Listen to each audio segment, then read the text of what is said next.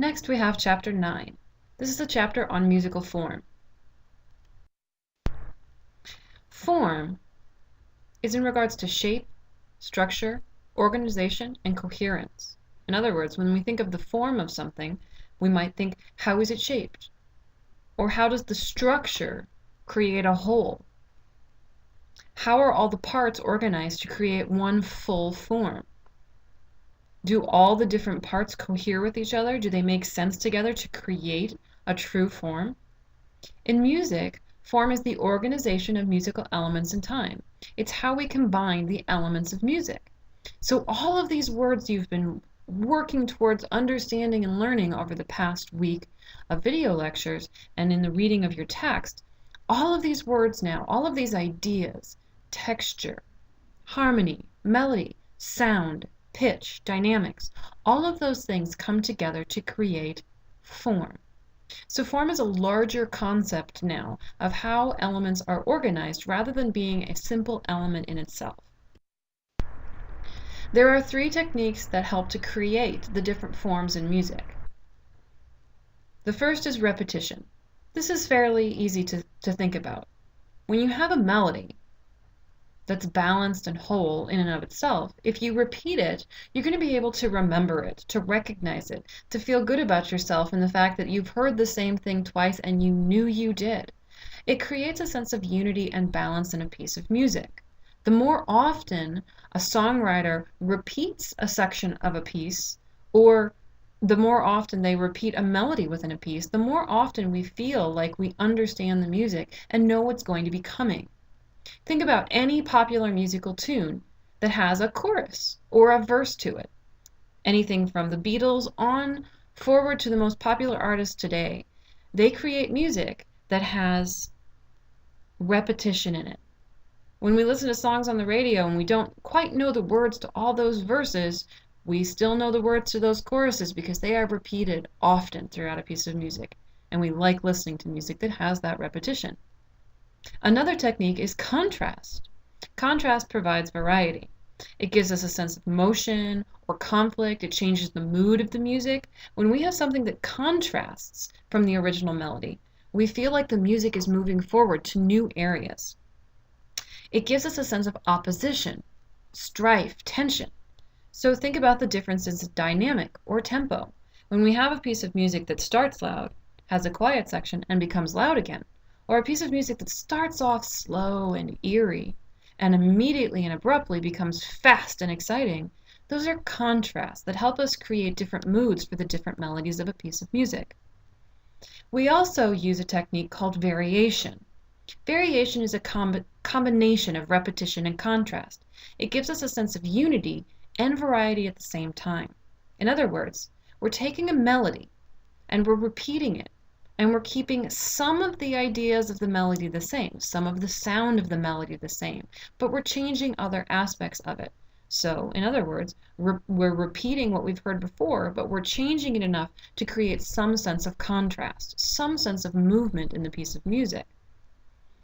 Think about when you go to the store and you buy one sweater, but you buy it in 4 different colors because you want to create different moods. It's the same sort of thing with a melody in music.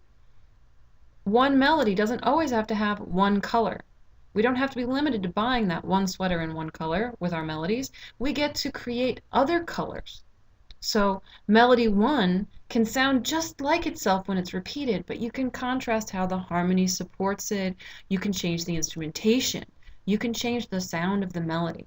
You can even change some of the tones in that single line that create the melody in order to surprise your listeners. So repetition, contrast, and variation are the techniques that give us different forms.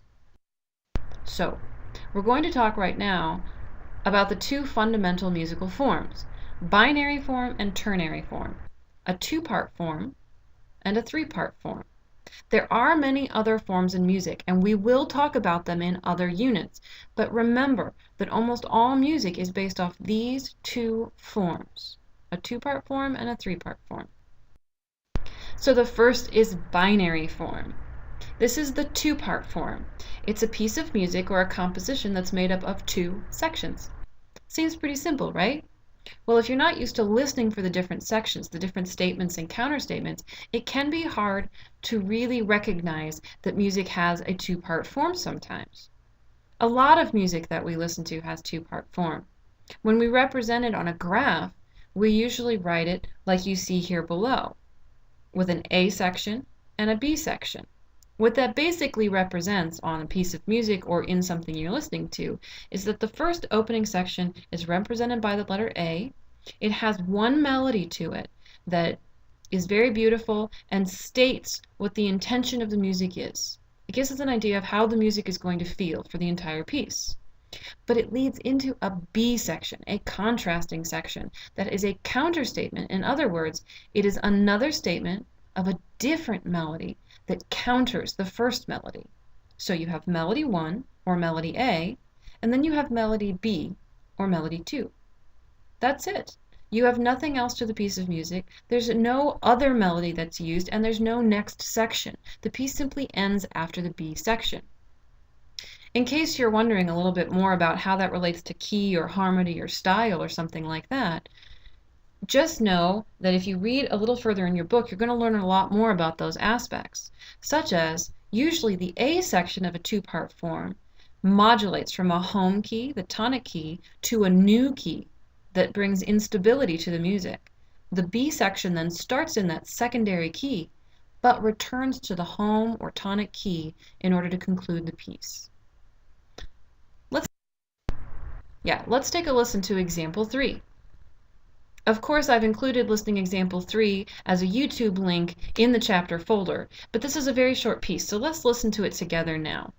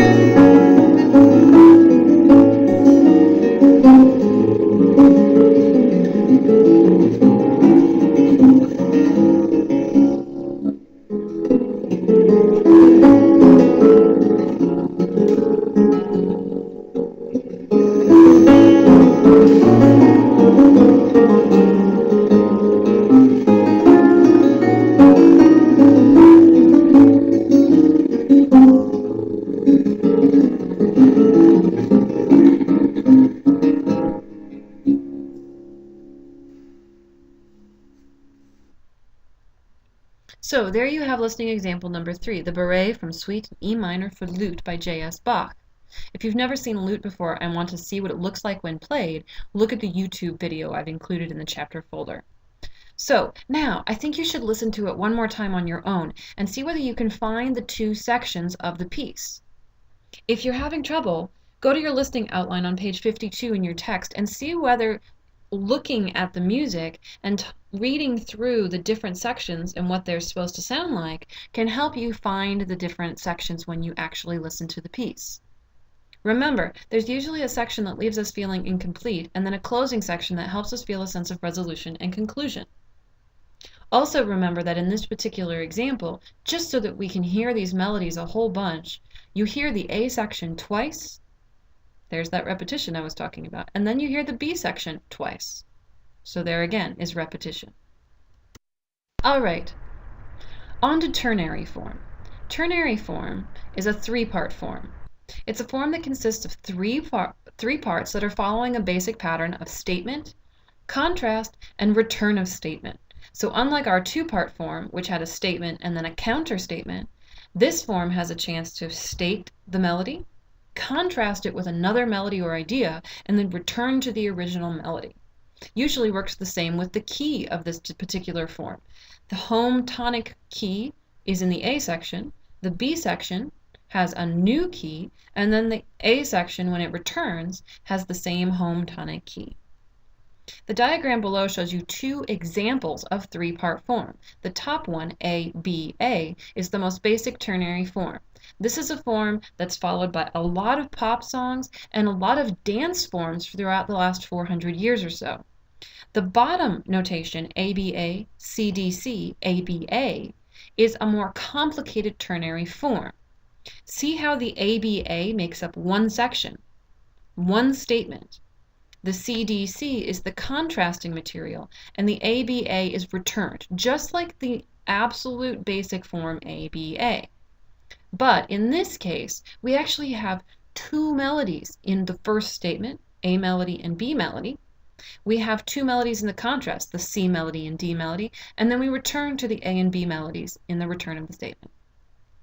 When you're listening to the different ternary forms and different music in your life, on the radio, whatever, try to listen to see whether you can find these differing melodies and differing statements. So now we have listing example 4. This is a great example of ternary form because there's a lot of contrast in the middle section. This is the Dance of the Reed Pipes from the Nutcracker Suite by Peter Ilyich Tchaikovsky. This piece of music was originally a ballet, which means it had ballet dancers dancing to the music. Peter Ilyich Tchaikovsky was a Russian and wrote this music in the Romantic period, so it's a lot of fun to listen to, but has sort of this romantic, passionate quality to it. If you want to look at the video, feel free. I have linked it into the chapter folder as usual. The video shows a ballet version of the piece of music, so you can actually see the ballet dancers doing what they do best. We are going to listen to it together now, though, because I think it's worth listening to it together to see whether we can find the different sections of the piece. So while you're listening, listen for the opening statement, or in other words, listen for the opening melody section. Then listen for the contrasting material in the middle. Finally, listen for the return of the original material. Can you hear when the composer goes back to the original material and repeats it for us at the end of the piece?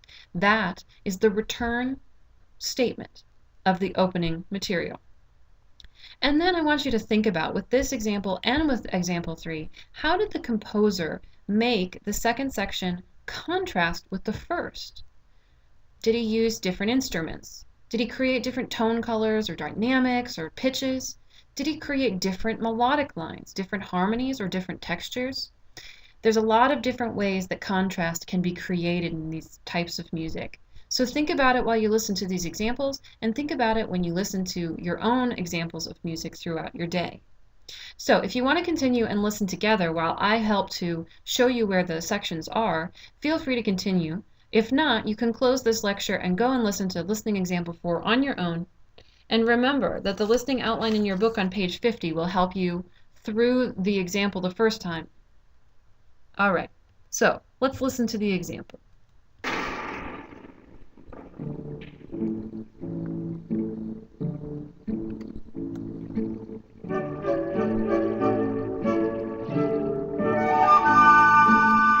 So this is the first melody section. You can hear it. The flutes are playing with a pizzicato bass line. It's nice and slow. It's kind of cute.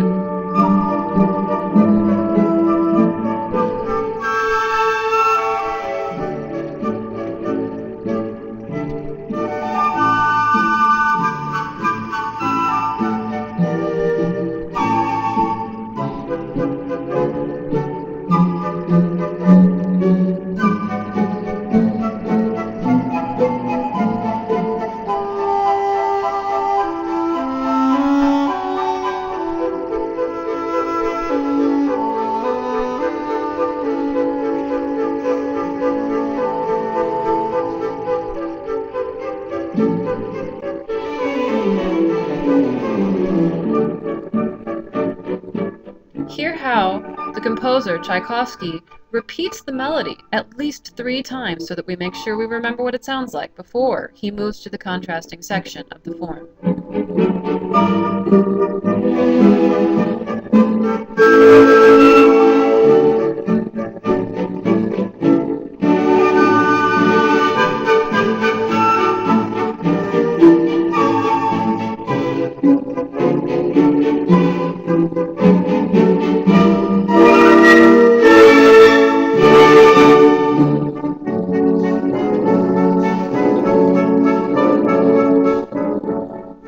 So here, you can hear that he's changed the instrumentation, he's changed the beat pattern, and he's changed the melody and the articulations that you hear that are producing the tone colors of the melody. This is the contrasting section B.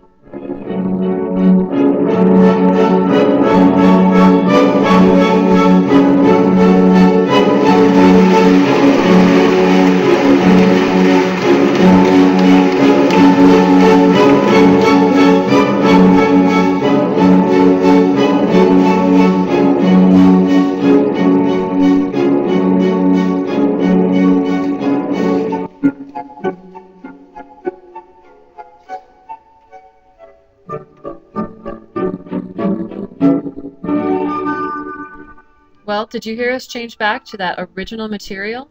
Back to the flutes, the nice pizzicato in the bass line, and the cute melody? We've returned to the original material. We've gone back to the A section.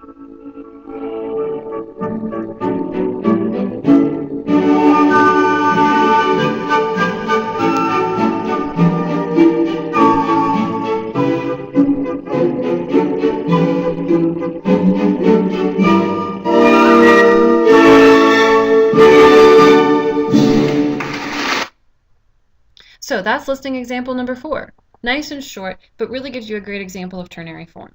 I hope you enjoy listening to them over and over again so that you really learn what these forms sound like.